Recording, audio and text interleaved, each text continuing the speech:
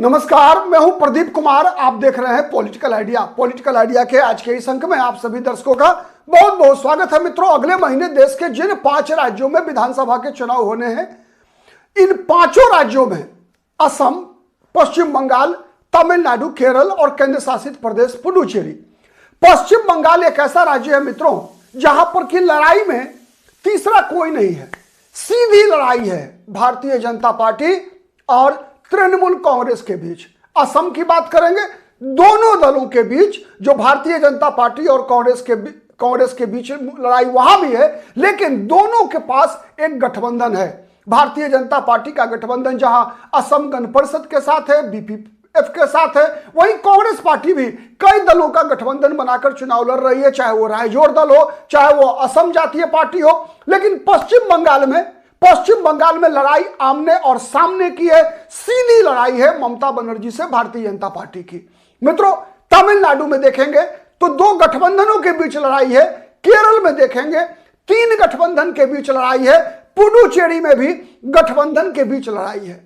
लेकिन पश्चिम बंगाल अकेला राज्य है मित्रों जहां पर की 2 पार्टियों के बीच लड़ाई है, भारतीय जनता पार्टी और तृणमूल कांग्रेस। मित्रों, पश्चिम बंगाल में ममता बनर्जी के खिलाफ 15 साल का एंटी इनकम्बेंसी है।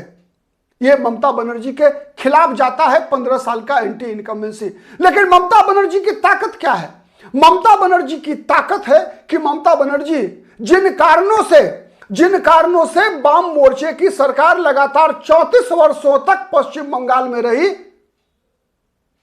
वो सब कारण जो जिन हथियारों के बल पर, जिन अस्त्रों के बल पर वाम मोर्चे ने लगातार 34 वर्षों तक पश्चिम बंगाल में शासन किया, ज्योति बसु, बुद्धदेव भट्टाचार्य मुख्यमंत्री बने रहे, उन्हीं अस्त्रों के सहारे पश्चिम बंगाल में 15 वर्षों से ममता बनर्जी शासन कर रही हैं।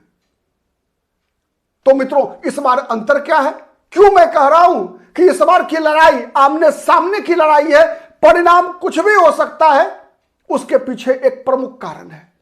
एक प्रमुख कारण यह है मित्रों कि भारतीय जनता पार्टी के अगर चुनावी अभियान को आप गौर से देखेंगे तो पहला कारण यह है मित्रों कि भारतीय जनता पार्टी ने इस बार 21 की तुलना में 2026 में अपनी रणनीति को बदल लिया है। कई दर्शक कहते हैं, कई राजनीतिक विश्लेषक कहते हैं कि भारतीय जनता पार्टी पिछली बार हार गई। मैं तो सबसे पहले बात कहता हूं यार कि भारतीय जनता पार्टी हार कैसे गई यार? 25 गुना सीट ज्यादा बीजेपी जीती थी पिछली बार, 25 गुना। जिस पार्टी की 2016 में मात्र 3 विधायक हुआ करते थे, उस पार्टी ने 77 विधानसभा सीटों पर चुनाव जीती, तो आप उसे हारना कहते हैं? जो पार्टी 25 गुना से भी ज्यादा, 3 से 77 सीटें जीतने में कामयाब रही, उस पार्टी को आप हारना कहते हैं? उस प्रदर्शन को? एक बात है। दूसरी बात, अगर आपका पैरामीटर यह है कि पिछली बार भारतीय जनता पार्टी ने सरकार बनाने का दावा किया था लेकिन सरकार नहीं बना पाई, तो मित्रों उसके भी कुछ कारण थे। क्योंकि ऐसी परिस्थिति पश्चिम बंगाल में 3 से 150 नहीं बन सका, उसके पीछे एक कारण, प्रमुख कारण था। प्रमुख कारण क्या था? एक, भारतीय जनता पार्टी ने ममता बनर्जी को पिछले चुनाव में व्यक्तिगत मुद्दा बनाया था। मैंने मित्रों कई वीडियो में कहा है आपको कि चाहे वो नरेंद्र मोदी हो, अमित शाह हो, जेपी नड्डा रहे हो, जितने भी भारतीय जनता पार्टी के बड़े नेता थे, चाहे कैलाश विजयवर्गीय रहे हो पिछले विधानसभा चुनाव के दौरान, सबने मुद्दा ममता बनर्जी को बना लिया था। आप याद कीजिए, ममता बानो या इस तरह का, मतलब जितने भी हमले हो रहे थे, ये सब के सब व्यक्तिगत हमले हो रहे थे ममता बनर्जी पर। और ये बात पश्चिम बंगाल की जनता को, विशेषकर पश्चिम बंगाल की महिला मतदाताओं को पसंद नहीं आया और ममता बनर्जी ने उसी पर खेला कर दिया। याद कीजिए मित्रों, ममता बनर्जी ने जब प्रधानमंत्री हो, गृह मंत्री हो, जब भारतीय जनता पार्टी के तत्कालीन राष्ट्रीय अध्यक्ष हो, भारतीय जनता पार्टी के प्रभारी रहे हो लोग हो, इन सब लोगों ने ममता बनर्जी पर व्यक्तिगत हमले किए, तो ममता बनर्जी ने सहानुभूति बटोरने के लिए पैर में प्लास्टर बांधा और हर मंच पर एक फुटबॉल रखकर खेला करना शुरू किया और कहा कि बंगाल में खेला होगा। मतलब ममता बनर्जी के सम्मान से पश्चिम बंगाल, एक बंगालन महिला के सम्मान से ममता बनर्जी ने उस चुनाव को जोड़ दिया और खेला करने में सफल रही। इसके साथ साथ ममता बनर्जी के साथ वो अस्त्र तो मौजूद ही थे जिन अस्त्रों के बल पे ममता बनर्जी ने, जिन अस्त्रों के बल पे वामपंथी पार्टियों ने 34 वर्षों तक शासन किया था। और वो अस्त्र था सिंडिकेट, वो था पार्टीबाजी। मतलब शासन के जितने भी अंग होते हैं, चाहे पुलिस हो, चाहे प्रशासन हो, चाहे पंचायत हो, चाहे वो नगर पंचायत हो, चाहे वो नगर निगम हो, नगर पालिका हो, हर जगह सत्ता सरकार की नहीं, सत्ता सरकार की नहीं बल्कि सत्ता पार्टी की चला करती थी। अगर किसी व्यक्ति को, अगर कोई बाहरी है, प्रवासी है, किसी को घर बनाना हो तो उसके लिए सीमेंट, बालू, गिट्टी आपको तृणमूल कांग्रेस के कार्यकर्ताओं से ही खरीदना पड़ेगा। आपको राशन कार्ड बनवाना हो, राशन कार्ड में सुधार करवाना हो तो आपको केवल और केवल तृणमूल कांग्रेस पार्टी के कार्यालय में जाकर ही आपकी समस्या का हल हो सकता है। आपको रोजगार चाहिए, आपको दिहाड़ी मजदूरी चाहिए, दिहाड़ी मजदूरी पाने के लिए भी आपको तृणमूल कांग्रेस के कार्यकर्ताओं के, उनकी पार्टी के कार्यालय की सहयोग चाहिए। यह अस्त्र मौजूद था, यह अस्त्र तो इस बार भी मौजूद है। लेकिन भारतीय जनता पार्टी ने इन अस्त्रों को भोथरा करने के लिए कई नए आप कह सकते हैं अस्त्र अपनाए हैं भारतीय जनता पार्टी ने। क्या क्या है वो अस्त्र? भारतीय जनता पार्टी ने इस बार ममता बनर्जी के बंगला अस्मिता के जवाब में, बंगाल का अस्मिता, जो ममता बनर्जी के बंगला अस्मिता के अंदर क्या आता है मित्रों? ममता बनर्जी के बंगला अस्मिता के अंदर आता है कि जो व्यक्ति बंगला बोलने वाला है वो बंगला के अस्मिता से जुड़ा हुआ है। मित्रों, उदाहरण देती है ममता बनर्जी की गुरुदेव रविंद्रनाथ टैगोर के द्वारा लिखी गई गीत बांग्लादेश में राष्ट्रीय गीत है, राष्ट्रगान है बांग्लादेश का। अब मतलब प्रतीक कौन है? प्रतीक गुरुदेव रविंद्रनाथ टैगोर। यही गलती हुई थी मोदी जी से भी पिछली बार। याद होगा आपको, पिछले विधानसभा चुनाव 2021 में प्रधानमंत्री नरेंद्र मोदी ने भी अपना गेटअप गुरुदेव रविंद्रनाथ टैगोर वाला बनाया था। और रविंद्रनाथ टैगोर की छवि क्या रही है मित्रों? जनगण मन के रचयिता रहे हैं, साहित्य के लिए नोबेल पुरस्कार मिला हुआ है। देखिए, मैं तर्कों पर, तथ्यों के आधार पर बात कर रहा हूं। आपको जो भी कमेंट करना हो अपनी शाब्दिक मर्यादा में जरूर कमेंट कीजिएगा, लेकिन जो बात में सच है वो मैं सच बता रहा हूं आपको। जॉर्ज पंचम के सम्मान में क्या जनगण मन की रचना नहीं की गई थी? सीधा सवाल है, जवाब दीजिएगा। क्या जॉर्ज पंचम के स्वागत में जनगण मन की रचना नहीं की गई थी? गुरुदेव रविंद्रनाथ टैगोर एकमात्र भारतीय हैं मित्रों जिन्हें साहित्य के क्षेत्र में नोबेल पुरस्कार मिला था या नहीं मिला था? कई ऐसे अन्य उदाहरण है किसी महापुरुष। अल्टीमेटली गुरुदेव रविंद्रनाथ टैगोर भी महापुरुष हैं, लेकिन उनका झुकाव किधर था, यह बड़ा सवाल है।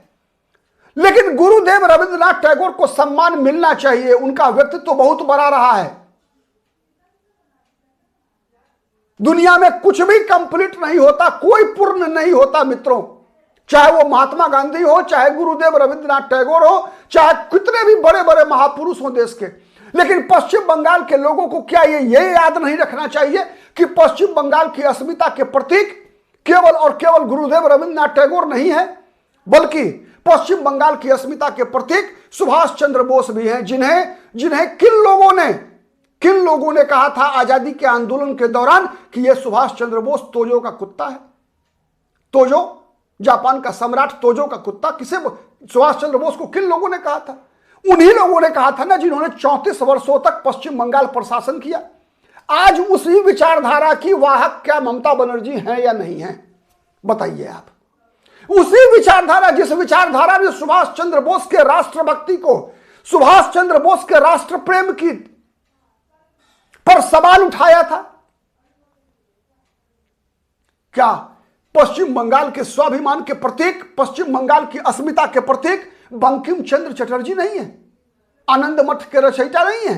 वंदे मातरम के रचयिता बंकिम चंद्र चटर्जी क्या पश्चिम बंगाल की अस्मिता के प्रतीक नहीं है? यह सवाल भारतीय जनता पार्टी गांव गांव जाकर पूछ रही है। यह परिवर्तन है भारतीय जनता पार्टी की रणनीति में कि भारतीय जनता पार्टी ने इसी वर्ष वंदे मातरम को चर्चा का विषय बनाया 150वें वर्षगांठ के मौके पर। क्या श्यामा प्रसाद मुखर्जी जो जनसंघ के संस्थापक हैं, पश्चिम बंगाल में उनकी भूमिका नहीं रही है? मित्रों, आज अगर श्यामा प्रसाद मुखर्जी नहीं होते तो बंगाल यूनाइटेड बंगाल होता और पूरा बंगाल, पश्चिम बंगाल की भी स्थिति वही होती जो पूर्वी बंगाल की स्थिति है। सहमत है या नहीं है बताइए? चूंकि बंगाल का बंटवारा हुआ 47 में, श्यामा प्रसाद मुखर्जी एकमात्र सबसे बड़े नेता थे जो अड़े थे कि नहीं, भारत बंगाल बटेगा, पश्चिम बंगाल भारत में आएगा। अदरवाइज अंग्रेज भी चाहते थे, मुस्लिम लीग भी चाहती थी, कांग्रेस के भी कई नेता तैयार हो चुके थे कि बंगाल यूनाइटेड बंगाल के पक्ष में थे। और कल्पना कीजिए कि आज अगर बंगाल नहीं बटा होता तो क्या यह पश्चिम बंगाल बांग्लादेश में कन्वर्ट नहीं हो गया होता? आंकड़े गवाह हैं, आंकड़े निकाल कर देखिए बांग्लादेश के 47 में क्या आंकड़े थे जो उन दिनों पूर्वी बंगाल कहा जाता था। क्या डेमोग्राफी, हिंदू मुस्लिम रेशियो क्या हुआ करता था और आज क्या है? आज पश्चिम बंगाल के उन जिलों में जनसंख्या के आंकड़े क्या हैं जहां पर कि मुसलमान बहुसंख्यक हो चुके हैं, चाहे वो मुर्शिदाबाद हो, चाहे वो मालदा हो। ऐसे जिलों में किस प्रकार से डेमोग्राफी बदली है? क्या यह पश्चिम बंगाल के समय के लिए श्यामा प्रसाद मुखर्जी, इस विषय को समझने वाले दूरदर्शी श्यामा प्रसाद मुखर्जी, जनसंघ के संस्थापक, क्या वो पश्चिम बंगाल की सम्मान के प्रतीक नहीं है? क्या स्वामी विवेकानंद जिन्होंने हिंदुत्व जीवन शैली, सनातन धर्म की महानता को पूरी दुनिया में स्थापित किया था, शिकागो के धर्म सम्मेलन में जाकर डुगडुगी बजाई थी, क्या वो स्वामी विवेकानंद भारत की और पश्चिम बंगाल की साझी अस्मिता के प्रतीक नहीं है? क्या महर्षि अरविंद जो पश्चिम बंगाल की सीमा से आगे बढ़कर कश्मीर से कन्याकुमारी तक भारत एक रहेगा, विवेकानंद रॉक से जाने जाने वाले महर्षि अरविंद बंगाल की अस्मिता के प्रतीक नहीं है? क्या रामकृष्ण परमहंस पश्चिम बंगाल की अस्मिता के प्रतीक नहीं है? मित्रों, क्या दुर्गा पूजा, काली पूजा पश्चिम बंगाल की अस्मिता की प्रतीक नहीं है? मूर्ति विसर्जन के लिए हाई कोर्ट को दखल देना पड़ता है पश्चिम बंगाल में, हाई कोर्ट को, अदालत को दखल देना पड़ता है प्रतिमा विसर्जन के लिए। अदालत के आदेश पर रूट तय करती है सरकार।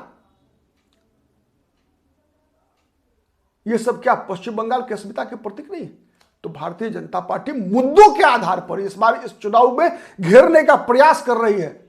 विशेषकर उन 7 जिलों में मित्रों, जिन 7 जिलों में कुल 132 विधानसभा सीटें हैं, जहां भारतीय जनता पार्टी को पिछली बार मात्र 14 विधानसभा सीटों पर जीत मिली थी। और ये 7 जिले ऐसे हैं, यहीं से यह फैसला होना है इस बार कि पश्चिम बंगाल में सरकार ममता बनर्जी की बनेगी या पश्चिम बंगाल में सरकार भारतीय जनता पार्टी की बनेगी। ये 7 जिले जहां कुल 132 विधानसभा सीटें हैं और जिनमें 132 में 117 सीटों पर पश्चिम बंगाल में ममता बनर्जी का कब्जा है। मात्र 14 सीटों पर भारतीय जनता पार्टी के उम्मीदवार पिछली बार चुनाव जीतने में कामयाब रहे थे। और यही बांग्ला अस्मिता के बल पर पश्चिम बंगाल के पिछले चुनाव को ममता बनर्जी ने अपनी सत्ता बचाने में कामयाब रही थी। कोलकाता की 11 सीटें, हावड़ा की 16 सीटें, पूरी की पूरी सीटें टीएमसी के पास थी मित्रों। दक्षिण 24 परगना की 31 सीटों में 30 सीटें ममता बनर्जी के पास थी। बीरभूम की 11 सीटों में 10 सीटें ममता बनर्जी के पास थी। मालदा की 12 सीटों में 8 सीटें टीएमसी के पास थी। हुगली 18 सीटों में 14 सीटें ममता बनर्जी के पास थी, केवल भाजपा के पास 4 सीटें। कुल 14 सीटें 7 जिलों में भारतीय जनता पार्टी के पास थी। मित्रों, ये वो 7 जिले हैं जो एक जमाने में औद्योगिकरण के लिए जाना जाता था। भारत की औद्योगिक राजधानी हुआ करती थी पश्चिम बंगाल। पूरे देश भर के, विशेषकर तत्कालीन बंगाल जिसके अंदर वर्तमान का बिहार, झारखंड, उड़ीसा जैसे राज्य उस बंगाल के हिस्सा थे। सब लोग नौकरी के लिए वहां जाया करते थे, जूट मिले हुआ करती थी, उद्योग धंधे की भरमार थी। आज पश्चिम बंगाल 34 वर्षों के वाम मोर्चे और 15 वर्षों के ममता बनर्जी के शासनकाल में उद्योग विहीन हो चुका है। आज बेरोजगारी पराकाष्ठा पर है, पलायन पराकाष्ठा पर है। बिहार और उत्तर प्रदेश जैसे राज्यों से भी बुरी स्थिति है पश्चिम बंगाल की। प्रतिदिन ट्रेनें भर भर कर पश्चिम बंगाल से मजदूर काम के लिए गुजरात, महाराष्ट्र, तमिलनाडु पलायन कर रहे हैं। यह सच्चाई है।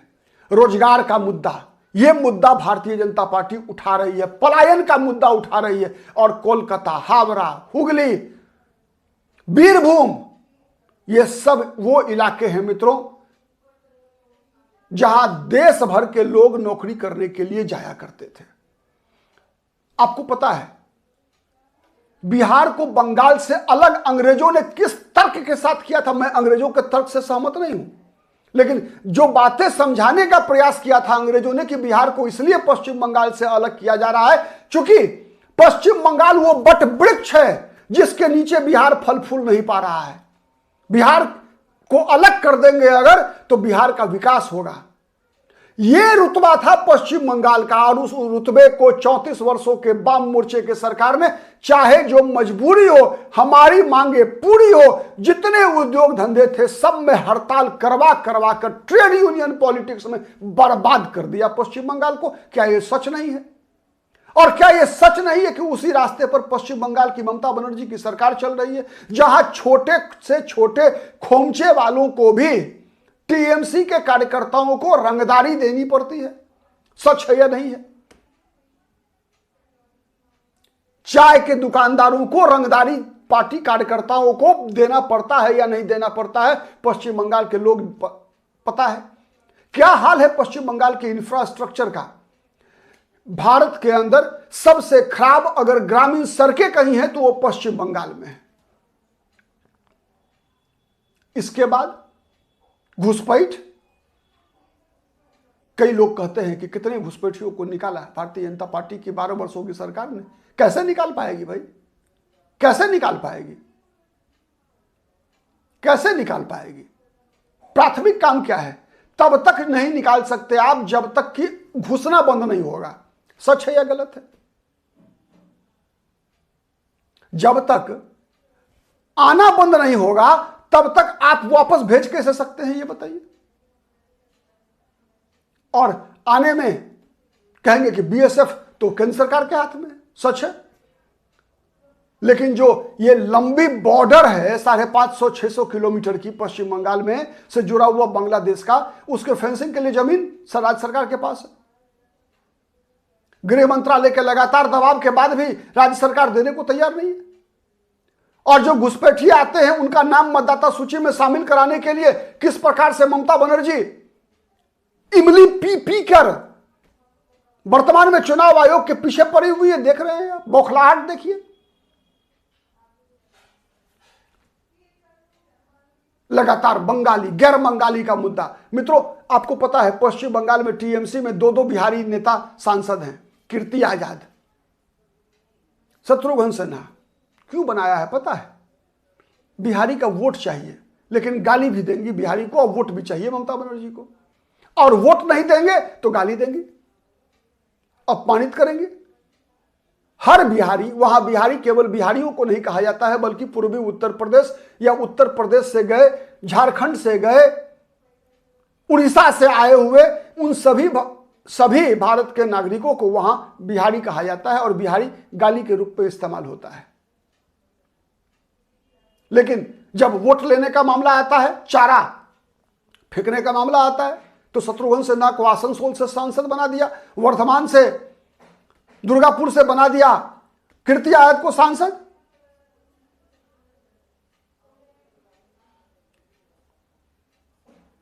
साथ ही भारतीय जनता पार्टी लगातार पश्चिम बंगाल के लोगों को रोजगार, पलायन, महिला सुरक्षा की क्या स्थिति है आज पश्चिम बंगाल में? आरजीकर मेडिकल कॉलेज की छात्रा के साथ क्या हुआ था, क्या हुआ था तिलोत्तमा के साथ, किस प्रकार से अपराधियों को बचाने का प्रयास किया गया था। क्या कोई वो अकेली एकमात्र घटना थी पश्चिम बंगाल में?